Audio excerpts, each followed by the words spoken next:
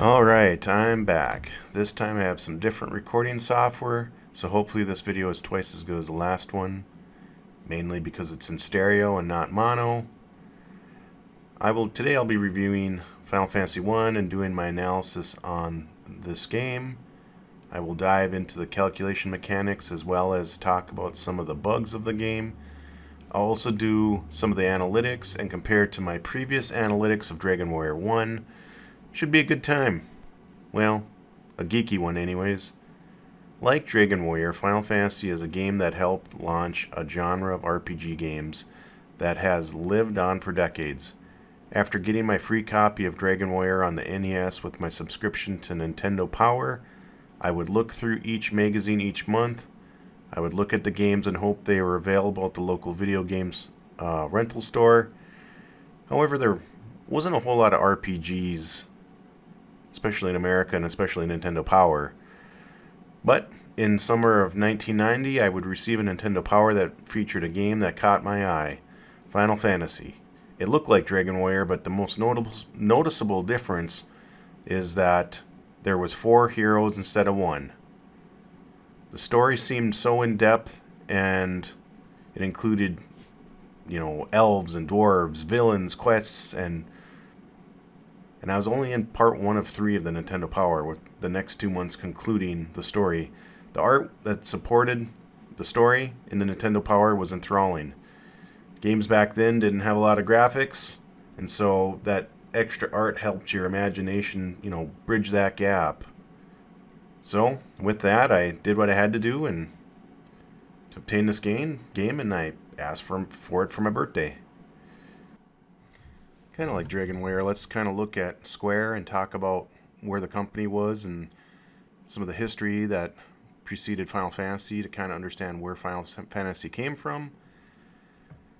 So, I'd always heard that, the Final Fantasy game rumor was that it was named based on the idea that the Square Corporation had been failing developing games, and this was their last hope and their final chance, and it was their final fantasy to create a game like this. But actually, that's as I've done my research, that's not accurate. That's kind of stretched a little bit. And so let's go over the history. Well, for one, Square had a number of titles and was doing fine. But they were looking for a breakout title. They had moderate successes on previous titles prior to Final Fantasy, but from what I can gather, they may have been struggling a little bit financially, but I don't think they were on the edge of collapse, like it sounds like, in this old rumor. As I look at the prior titles, it's really fascinating. I think many of them had components that would be expanded upon in Final Fantasy, so you can definitely see that there was like a progression and a build-up. A lot of these games, as I look at them, I'd like to play them. They look very interesting. However, many of them were created for old computer system called the PC 9801, and they are in Japanese language. So if you're aware of any of these being ported to English or to a more accessible format, let me know. I'd love to check them out. Also, I'm not super familiar with the PC 9801. I would imagine there's some sort of emulators out there that can run these software on that platform. I just don't know much about it. If you have any experience with that, also let me know in the comments. Be curious. Some of the later titles did hit Famicom, and I did check some of the, into some of them, and you can get translated carts and converted Famicom games to NES cartridges. So some of them I could probably get my hands on. Something I'll have to invest in at some point. Well, with that, let's take a cruise through the early catalog. The earliest game I could find was a game called Death Trap and Will the Death Trap 2. From the screenshots, this game looks like something I would enjoy. If there's a great story and it's got manageable controls for the game, I'm in. Especially in the fantasy genre. As I'd said earlier, my imagination had no problems filling in the gaps, even if the games didn't have a lot of graphics. They moved into a game named Dragon Slayer. The cover of this is great. I really enjoy the fantasy art of the 80s. The screenshots of the gameplay itself reminds me of a Gauntlet-like game with a slight RPG mechanics to it. Makes me wonder what function strength, XP, gold, magic, and crown really do. Probably pretty basic at best. Looking at the screenshots, reminds me of an Atari-like version of Gauntlet. From there, Square moved on to a game called Thexter. When I look at this one, it gives me a Metroid vibe. Wonder what the gameplay itself was like. The name and the cover art are certainly intriguing. Thexter was a best-selling hit with over 500,000 copies in Japan. Sierra licensed the game for release and ported it to a number of platforms, including the IBM PC. That's interesting.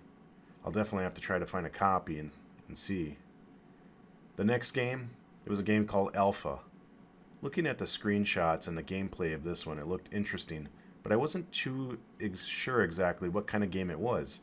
So I did a little digging, and Wikipedia classifies it as an interactive fiction and eroge game. I thought to myself, well, that sounds intriguing. Then I pondered, what does eroge mean? A little bit of Google foo, and I found out it's erotic games. Oh, wow. Guess you learn something new every day. Oh, Japan, you were wild even back in the 80s. Now, it's not clear to me if the term specifically means spicy and sexy games, or not safe for work type of games, aka like X-rated games. Perhaps the term covers the both. Not too sure which category Alpha would fall into. Well, with that, moving right along, Cruise Chaser Blasty. I love this title. It's just awesome. The name is just purely awesome. And who doesn't love a well-done mech game, especially when it's a MechWarrior-esque RPG-ish game?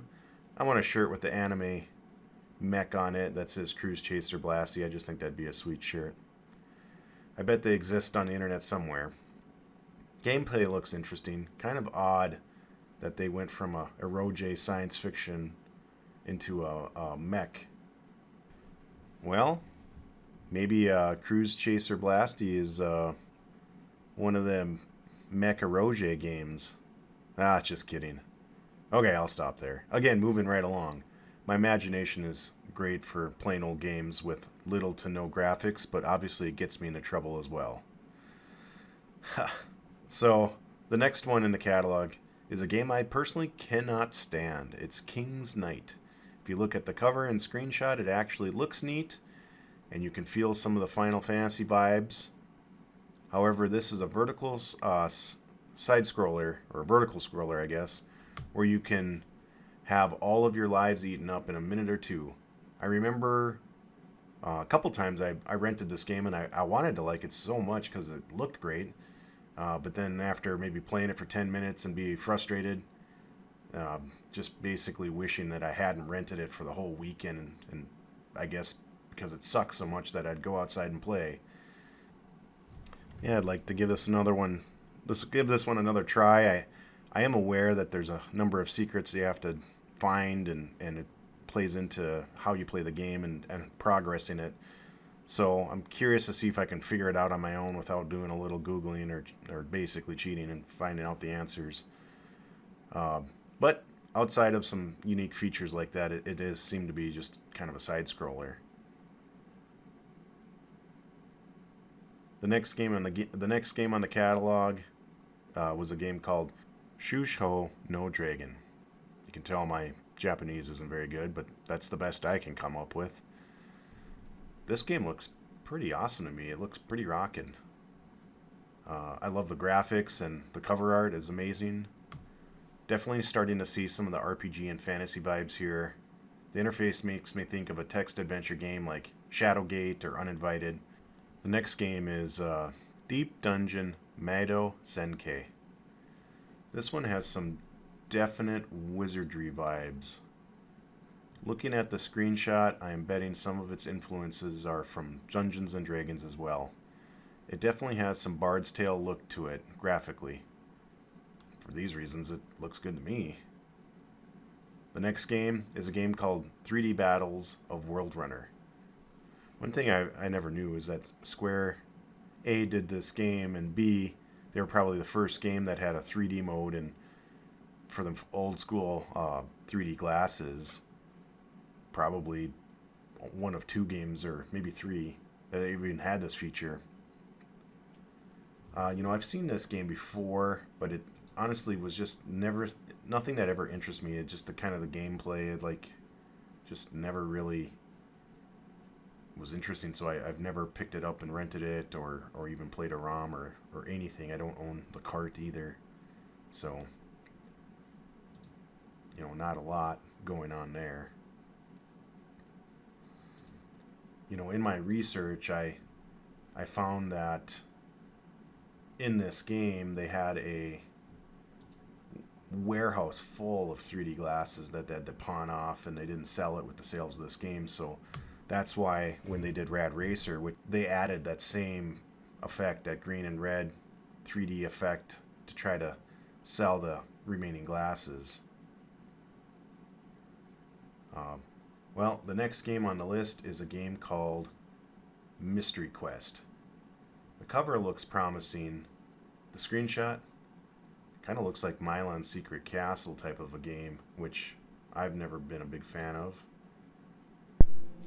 Rad Racer, that's the next game on the catalog, and it's a great racing game. I always appreciate it. In fact, it was a long time before I even realized that the label on it said Square, and put two and two together that they were the same company who had made Final Fantasy.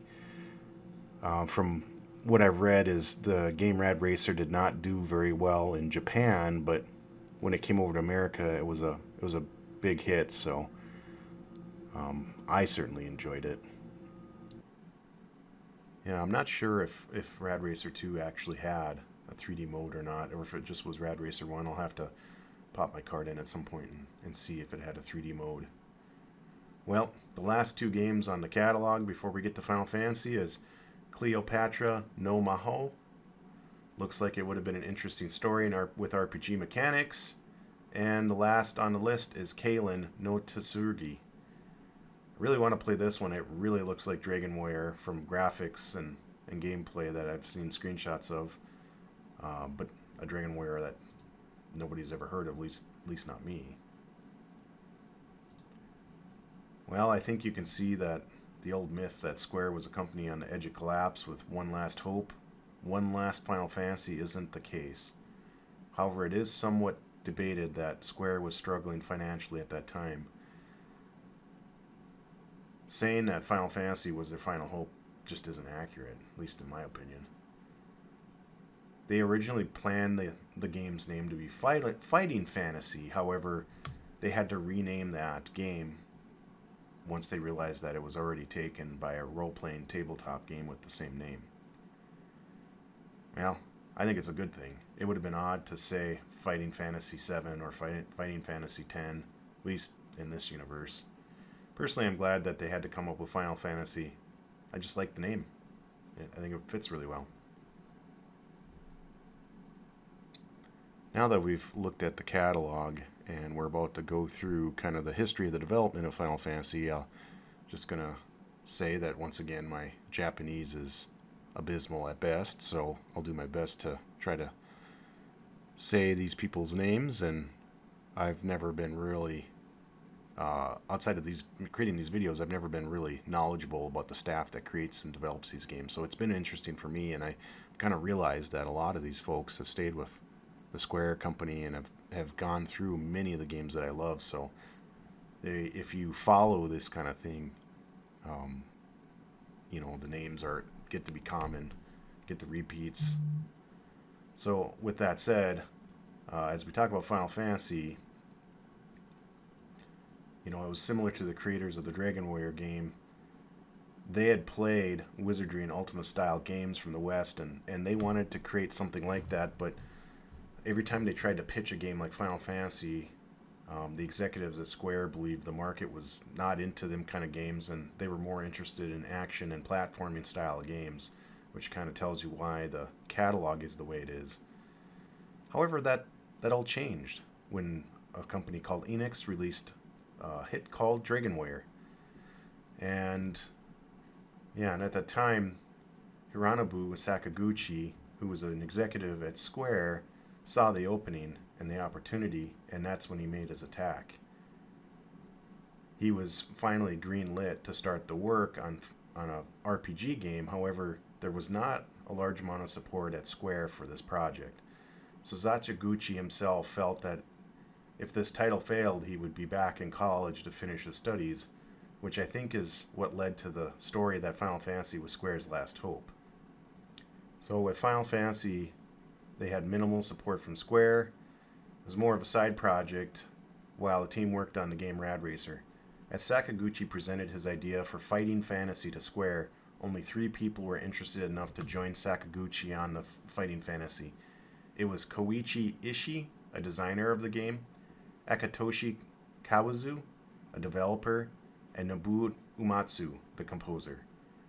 However, as the game development progressed, Hiromichi Tanaka, Akishi Kawaza, Nasir Gabrieli, Kazuki Aoki, and Yoshitaka Amano also joined the efforts. These names will continue to come up as we progress through Square's catalog. Yoshitaka Amano did all the illustrations for the game. No pixel art, but the beautiful paintings in the books and promotional material Final Fantasy is known for. I love that stuff and his style. I've got a lot of the books that have all the art of Final Fantasy. Truly iconic. As I got started playing Final Fantasy, I thought back to the features of Dragon Warrior and that I missed talking about, one being saving the game. I'd heard that the original Dragon Quest in Japan didn't have a save feature, but instead had one of them really annoying code features, password codes, where you had to type in a long password to load up your game. However, the American version had a save feature, and there was basically a watch battery on the chipset to remember stored progress and save it, even when the game was off. This was a new and amazing feature for the NES cart. However, in Dragon Warrior games, you could only save them by talking to the king, which was stupidly annoying when it, compared to later games like Final Fantasy. In Final Fantasy, you could save the game anytime you were in an inn, or the use of a tent or a cabin or a house in the wilderness also allowed you to save the game. Now that I think about things, I can see how Final Fantasy had a great influence from Dungeons & Dragons. You create a party of heroes with job types that were similar to the classes in D&D. Mages had spell slot maximums and a number of times they could cast each spell at each level. These things are very synonymous with Dungeons & Dragons. Not to mention, there are many monsters that are similar to monsters in the Monsters Manual of, Advanced Dungeons & Dragons, basically. These are probably some of the reasons why I love these games so much. Alright, now with Final Fantasy itself. I couldn't tell the story better than the game does itself, so here we are, the premise, and a musical banger that started it all, by Nobuo.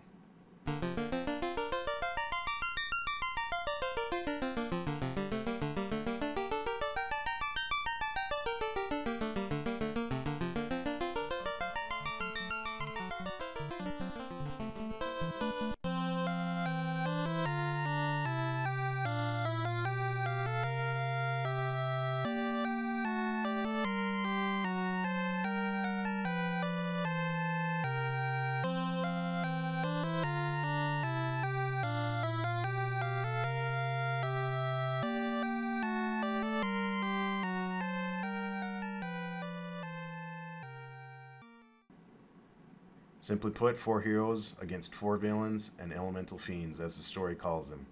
Destroy the fiends of earth, fire, water, and air, and restore the power of the orbs in the lands that need these element forces to survive. Final Fantasy, much like Dragon Warrior before it, took the elements of wizardry and Ultima and really expanded upon them. Simply put, Final Fantasy is a much bigger game than Dragon Warrior. With the party of heroes and its large map, more quests, more story, more monsters, more items and gear, more spells. It took me 28 hours to max out Final Fantasy 1 from level 1 to 50, but just like Dragon Warrior, this game isn't free of bugs either. So let's talk about some of these bugs. After doing some research, there's a lot more than I ever realized. Probably my favorite and most famous bug is the Peninsula Power. Basically, a part of the map where the top few spaces of the peninsula are actually sharing random encounters with the much later part in the game, so you're going to get monsters that you normally wouldn't have access to, and this includes things like zombies, trolls, giants, tyros, wyverns, and occasionally the frost wolves that'll wipe you out. So based on this peninsula, why would you want to get 100 XP a battle when you can get 1,000 in a single battle? And with area of effect spells like Fire 2 and Harm, you can make short work of zombies and work yourself up to frost wolves. Just get some houses and camp up there and get tons of XP and gold. This speeds up the game tremendously.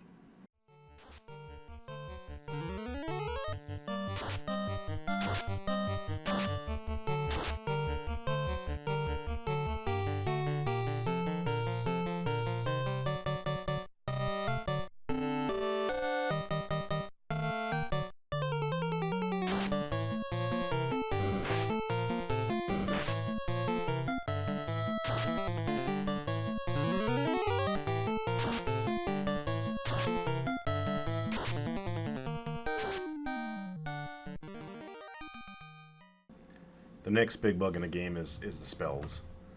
There's spells like Temper, Saber, X for Lock and Lock 2. They just actually don't do anything. The spell Heal 2 actually works as Heal 3 inside a battle, which is a nice bug. But honestly, as much as this sucks, with spell slots, you tend to save all your spells in each slot for damaging spells anyway, so you probably wouldn't have used these much even if they did work. If you look at all the spells in the list, then take out the ones that are broken, and then finally remove the ones that are mostly not useful, it doesn't leave much left. I feel like I've been pretty generous here, as well as you could. You could probably remove additional spells from this list that I have even left. The spells with an asterisk are spells that you can only learn with a prestige class, so the White Wizard and Black Wizard. This isn't very obvious, so if you had a lesser job, like the mages, and tried to learn them, you'd get a notification that you wouldn't get a notification that you had to become a prestige class. It wouldn't allow you to learn them. So that, I don't know that it was a bug per se, but it was just a design decision. And if you didn't know better, you'd buy other spells that are way less useful and basically lock out required spells like Exit or Warp, which you absolutely need in the game, especially at the end. Another bug that I didn't know about before this playthrough, apparently each weapon has a critical hit rating and an index number. However, when calculating the critical hit rating, it looks up the index number rather than the specified critical hit rating. This kind of has two effects in the game. The lesser weapons are have much less critical hit chances, while the final weapons have a much greater than expected critical hit rating. If you didn't know this bug existed, you would never really know through the gameplay. It's just even with that bug, it just doesn't really affect the gameplay that much. It just, it's not obvious unless you knew. Another bug in the game is using the ability running in battle. When you attempt to run, it evaluates the luck of the character two below who tried to run. This makes the top two characters much better at running than the bottom two much worse. And finally, a small but interesting bug. If you use a house and choose a save, it does the save operation first and restores the MP second. So if you load up the save game from your house usage, you'll notice that you don't have all your restored MP because that happened after the save. Kind of a funny bug that I never even realized. Well, let's talk about design decisions. These aren't bugs, but they're more of programmed on a purpose. One design decision that is somewhat famous is the ideas of both sides picking targets and then playing the round out. So if all four characters attack Goblin 1 out of 3, and the first one hits and kills it, the next 3 characters will get an ineffective attack message as they attack a target that's no longer there. They say one of the programmers liked the idea of 2 teams picking a play and then playing it out, like in sports. However, I'd say this design decision makes for tedious fights, and later games they'd automatically set up retargets as a kind of a quality of life feature. Another design decision is treasure chests. They don't have a sprite for opening and closed. So even after you open them, the sprite is the same. There's no way to know if a chest has been previously opened other than just remembering or trying it again. This could have technically been a limitation, but later games overcame this as well, so I think it was just a design decision. The final one is perhaps mutually a design decision or a bug. The final dungeon has no natural escape.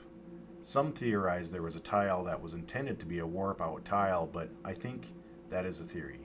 The only way to escape the final dungeon is to cast exit or warp to get out. Or you die and restart the game, which isn't really getting out. You simply can't, if you can't beat the game and be done, and you can't escape or warp, then you can't get out.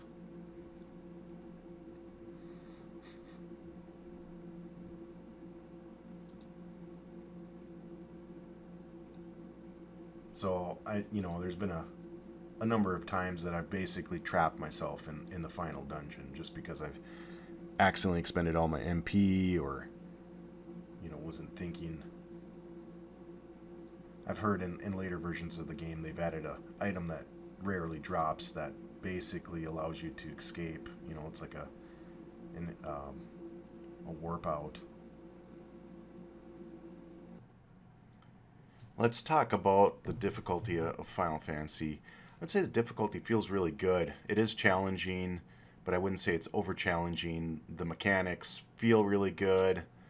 There are situations where the mechanics work against you, but typically it feels really good. The progression is really good. I only actually wiped out 4 times that I can think of, and even as a veteran player, I still wiped out. But unlike Dragon Warrior, the game itself doesn't seem to be so random. And if you know what you're doing and you're at the appropriate level, it actually plays really smoothly. So one of the examples where I got wiped out, where the mechanics of the game kind of edged me out, is I got out of the marsh cave shown here, and I was pretty low on my characters, trying to run back home, got attacked by some geists, and got stun locked. Basically, I could not get unstunned. If I did, I'd get immediately restunned, and they just nickel and dimed me down to death until I had to reload the game and run through that dungeon again, which is a really frustrating and tough dungeon with all the poison and just the layout and all the treasure hunting that's required when you go through that dungeon. Some of the things of Final Fantasy that really enhance the story are the uses of NPCs and mini bosses, characters like Garland here that play into the story role, and also is a mini boss early on in the game, or Astos is the dark elf prince that was shown earlier, or even the vampire here, which is just a regular character later in the game, a regular monster. All these things kind of give the story a good feel. With Final Fantasy, one of the things that's so enjoyed is the transportation. I don't know why it is, but the ship, using that ship to travel the ocean and dock and go to different lands is really enjoyable. Later on, you get the canoe and you're traveling rivers. I always thought the animation for it was kind of funky, but it was still a lot of fun. And finally, the airship feels really good in this game because it just moves so fast, and you're flying around, and you get to that first time you get the airship and you explore the whole map. You realize how big the game is and just how interesting it is, and just a lot of fun. So the transportation modes in RPGs have always been something I've enjoyed, and I don't know if I can put my finger on it other than it's just fun. It's just part of the story. That ability to open up new lands with more transportation. There's just something to it that kind of gets to you, that in a good way. And finally, one of the kind of the neat introductions is the mini boss that's a mega boss. So the idea of a random monster or just something that's kind of out of place that is so much harder than where you're at in the game. And so in Final Fantasy 1, the mega boss is Warmech, and Warmech is on the bridge that leads up to Tiamat. Of course, I didn't heal up on the bridge, thought there's no way I'm going to hit Warmech, and wouldn't you know, I hit Warmech and he totally cleaned my clock. I was not ready for him. I was not leveled for him. I basically got wiped out by him. But the introduction of these mini bosses that are optional, but they're really mega bosses and additional difficult content, if you want to think of it that way, is really kind of a fun thing. I've always enjoyed this kind of mechanic, and Final Fantasy, I think, introduced that. I'm not aware of any other game that kind of had, for a lack of better terms, an optional mega boss in the middle of it before the Final Fantasy series did it with originally Warmech, and then later on there's other ones as well. As you see in this battle, actually, to me it's a bug. I forgot about it, but rewatching this footage I remembered. I actually cast Life 2 in battle, and that spell only works outside of battle. So obviously in later versions of the game you can cast Life during a fight, but in this game it's a outside of battle spell only.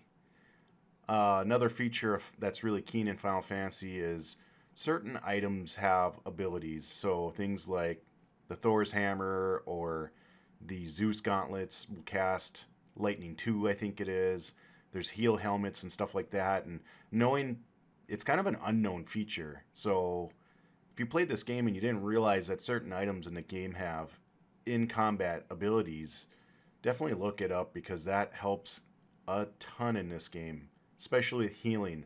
There's just not enough healing to be had. And kind of the final thing I wanted to point out before we go into some of the analytics of this game is they actually added, I don't even know what this is called, but there's like, I think of when I was a kid, I had one of these. They were a little plastic toy where the numbers inserted and you could slide the tile. There was one open spot and you'd slide the tiles around until you order the numbers. And so what I read on this is Nasir actually programmed this into the game but didn't really tell anyone he was going to do it. It wasn't real obvious it was even in there. I think somewhere in Nintendo Power I read that there was this secret game, and the way that you unlocked it was you had to have the ship, and I believe you had to press A and B something like 55 times while on the ship, and then it would go into this menu and you'd bring up this game. Now, I think you get some nominal level of gold for completing it. It's something like 50 or 100 gold, so it really doesn't have any in value game, but you might say that this is the first in-game mini game, which is later a trope in many of the RPG games. Something to check out, but probably nothing that you're really missing too much of. Alright, well, let's talk about the coding of Final Fantasy a little bit. So, I wrote a program to kind of illustrate how the characters progress through the levels and some of the differences between the characters' jobs. And it's actually kind of turned out to be a little bit of a harder program for a number of technical reasons than I was expecting, but I got there nonetheless. So, kind of the first thing to know is that each job class has a predefined set of statistics. And so for each level, you'll see one of two things basically. You'll see a 1 or 0 in the case of hit points, and in the case of the other stats, strength, agility, intelligence, vitality, and luck, you'll see either a 1 or a 0.25. Hit percentage and MDEF is a hard set variable. So what does this all mean? Well, when you get a level up, there's two types of hit point level ups. The ones that have a 1 on it is a a level up where you get additional hit points. So your hit points is your vitality divided by 3, and then you add on, if it's a extra level, like a 1, like level 2 as an example for a fighter has a 1, so that's a level where you get extra hit points. You're going to randomly tack on 20 to 25 more hit points. And so in the case of level 12 for a fighter, you'll see that there's a 0. In that case, you would just get your vitality divided by 3, and then the additional hit points you get. If we look at something like intelligence, for a fighter, you start out with 1 intelligence, which makes sense. And if you look at level 2, you see 0.25. So at level 2, you have a 25% chance of getting 1 more intelligence. And if you don't make the roll, if you don't succeed the roll, you get 0 int. So you have a 75% chance of getting no intelligence, or a 25% of getting a single intelligence point on the 0.25 levels. And then once again, if it's a 1, you just flat out get that stat. So on level 4, it looks like a fighter will just automatically get an intelligence. So if you look at the characters, you can see that the starting stats of a fighter is heavily based on strength, which is what's used to calculate damage.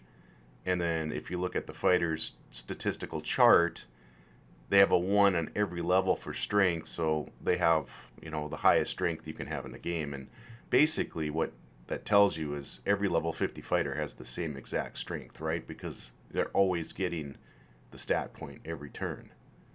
So now if we switch over to Thief and look at what their chart looks like, you'll see a different chart. You'll see that the starter stats are different, and you'll see that Thief's primary is luck, which is flawed because, as we've talked about before, when you run, it's not actually using the luck of the character you're running on, it's using the one of the 2 characters above you. So it is flawed. So in my mindset, Thief's the weakest character. Black Belt has the strongest statistics and vitality. I don't know, that one is kind of a little weak in some sense too, for the fact that you basically have 999 hit points at the top of the level 50, and you can't get more. So in theory, I think Black Belt would be able to get a lot more hit points if that cap didn't exist. The other thing that I can't really easily recreate in this program is when your Black Belt becomes a master, some of your, I believe it's the hit percentage and the MDEF changes, and actually gets worse if I remember right. So based on when you make that switch over, the chart would switch. So I don't have that programmed in here per se, but you get the idea. But Black Belt does make up for it with their multi-hits. And so at end game, Black Belt and Master is just absolutely overpowered because it can do so many additional hits, even way more than Fighter. So at the beginning of the game, it's kind of a weaker character. Mine died quite a bit. It gets a lot of hits. It's not, it has evasion, but that doesn't seem to be as effective as the armor rating of a fighter. So you end up, as that second character in the front line, you end up seeing him go down quite a bit. And then all of a sudden, towards the late game and the way end game, he just really gets crazy. Red Mage, once again, just like you would expect, Red Mage is kind of the jack of all trades, master of nones. My default party tends to be Fighter, Red Mage, White Mage, Black Mage. I just like the 3 mages. But this time through, I wanted to play a Black Belt and really play around with the spell fast and how much damage can that thing pump at the end game. So I skipped the Red Mage in this playthrough. And as you can see, the stats of the Red Mage are kind of really varied. There's nothing guaranteed anywhere, but it does have a lot of it starts out with mediocre stats on just about everything, and it's got a lot of, it's a split between 1s and 0.25s. White Mage is interesting because there's no guaranteed stats on White Mage. Int is almost guaranteed, and then it goes off to 0.25, but I don't feel like white magic is tied to any stats really. So I don't know that it gets... maybe some of the damaging spells tie into intelligence, I'm not sure, but it's kind of from a stat perspective, it doesn't have a single stat that directly correlates, I don't think. And finally, Black Mage. And as you'd expect with Black Mage, intelligence is the guaranteed stat. And with that, we've looked at all the jobs. So let's, just for funsies, let's create a fighter. Level 50. We'll do 1,000 of them. And this will crunch for a little bit. And so what it's doing right now is it's actually taking the fighter chart as you see it, and it's leveling it up 50 times from level 1 to level 50, and that's one character, and then I'm repeating that 1,000 times and then trying to find the average, and there it is. So it took a little bit, but as you see, the program has calculated what the average is. Now, I can tell you that it's not quite perfect. It's pretty close. In fact, I just noticed now that if you look at it, the strength technically should be 70 because it's 20. Oh, actually 69 is right, because at level 1 you have 20, and then for the next 49 levels you add 1. So that is right. The hit point calculations that were online were very close. I don't think they're exact, but I'm not really sure mathematically what's different about them. I think they're very close, and the one thing that I did that seemed to tie it in a lot closer was as I did integer division. So as an example, if you have 14 vitality and you divide by 3 with that integer division, it just rounds up, and that gives you a few extra hit points through the progression, and that was enough to kind of make it feel right. I feel like every time I've played through the game, the fighter has always ended up with 999 hit points. So to me, it's kind of surprising that the average is 996, or that you can even have a character, and it could be just random. Randomly every time I play through, I've gotten fortunate enough. One thing to note, and I haven't really played around with this. I actually played through the game before looking at the mathematics of leveling and some of the calculations of the game. But you could basically power game your character up by saving the game before you level up, leveling up, seeing if you get the,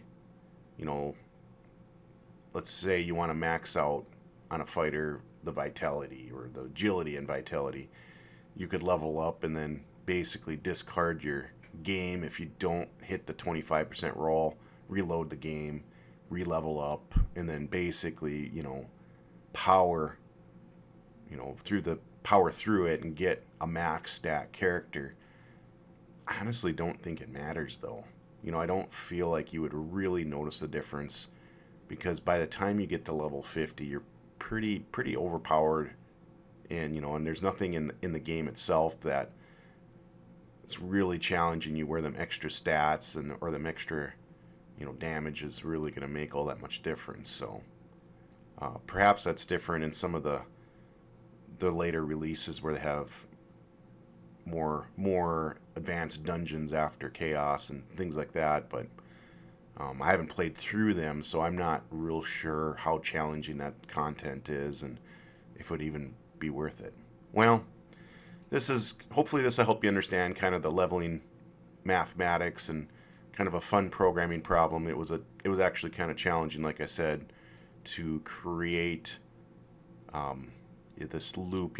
It's a 3 deep loop. One is leveling through the levels, well, first I have to proceed through this multi-dimensional array, both horizontally and vertically, and then I have to do it how many times for the level, and then I have to do it how many times for how many simulations I'm running. So there's some challenge there to kind of keep that all together. But just like all good math and programming problems, you just start really basic and you just kind of build up from there. So it slowly came together, but kind of fun.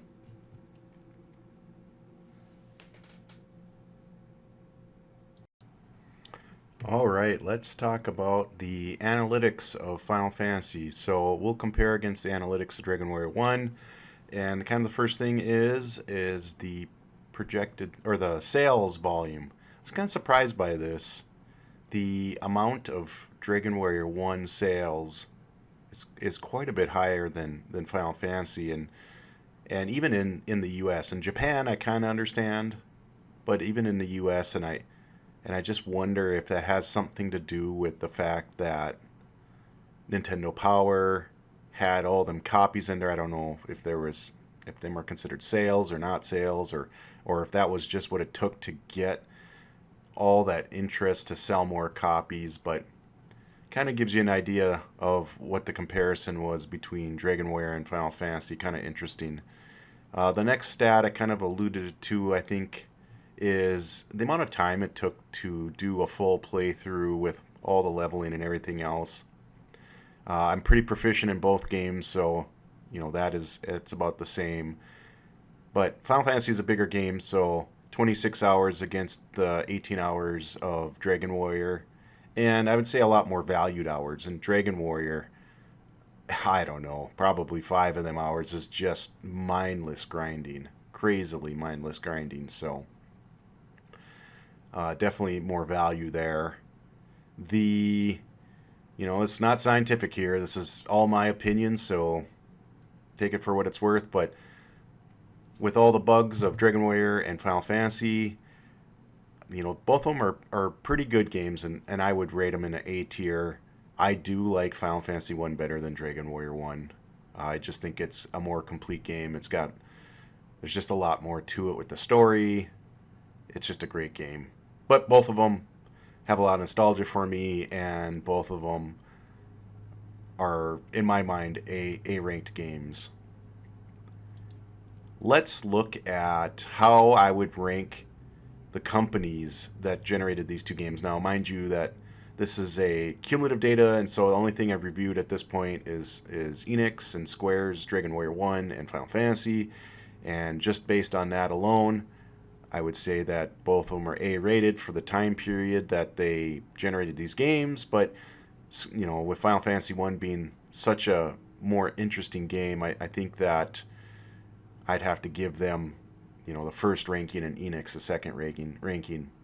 And the last kind of analytics piece is, what is the timeline in which Dragon Warrior and Final Fantasy came out? And there's actually a pretty close timeline. So 86 is when Dragon Warrior came out, and 87 is Final Fantasy. And so I would say in a 1-year time period, there's a lot of evolution in Final Fantasy compared to Dragon Warrior. It's actually quite impressive. And what do you suppose Square felt about the performance of their game? Well, here it is. They actually put it in the game, a cameo for Erdrick. It's his gravestone, and he has passed away, rest in peace. So they obviously felt that they had this game that was going to be the end of Dragon Warrior. Ironically, Square Enix would later combine to become the same company, but as we'll see, Erdrick will be back, and the death of Dragon Warrior is far from it. So even though Final Fantasy had just a great game to combat Dragon Warrior, the next step will be to look at Dragon Warrior 2 versus Final Fantasy 2, and both these games are as they say in Spaceballs, the search for more money, right? They had obviously shorter development times and shorter testing times, so they're a lot, although they evolved in some ways, I think they're pretty raw in other ways. So it'll be interesting to do the analytics on them, learn about some of the bugs, because I do think they're not as refined as much. And then once I get through them 2 games, and once again I'll do a comparison of how I feel about, cumulatively how I feel about Square versus Enix, where they land, how I feel about each franchise, how I feel about the games and how they land, some of the sales analytics that I can find. Hope you enjoyed my video. I'm trying to do something different, unique. Really enjoy these games. When you think about it, it's absolutely amazing that small teams of 3, 5, 10 people put these things together and made something that was so incredibly fun with an environment that was so technology restrictive. They didn't have any of the testing capabilities we have in our current times. They didn't have, an infinite budget or a giant studio to do these kind of projects. So, and they didn't have the ability to, once that game was printed, you couldn't change it. Nowadays you can put something out that only half works, and there'll be an update that people can download to get the corrections later. Or heck, you can even decide that the game is really poor and just reprogram it and have that be a re-download. I believe there's some software that's kind of fallen down that route. But because these games are so simple, relatively speaking, I think it's interesting to go through the programming of it, and it's an opportunity to show programming concepts and kind of some of the mathematics, and hopefully, I'm hoping kids out there see this and get more interested in the programming and go into the field of programming. So some of my goals in these videos is to show programming in a more tangible way, and try to lay out the mathematics and get people interested in that, and along with just the games in general. So with that, I'm about to sign out. Hope you enjoyed the video. Probably be a while before I get Dragon Warrior 2 and Final Fantasy 2 out there, but I look forward to seeing you again. Make sure to like the video and subscribe, do all that stuff, and have a great day.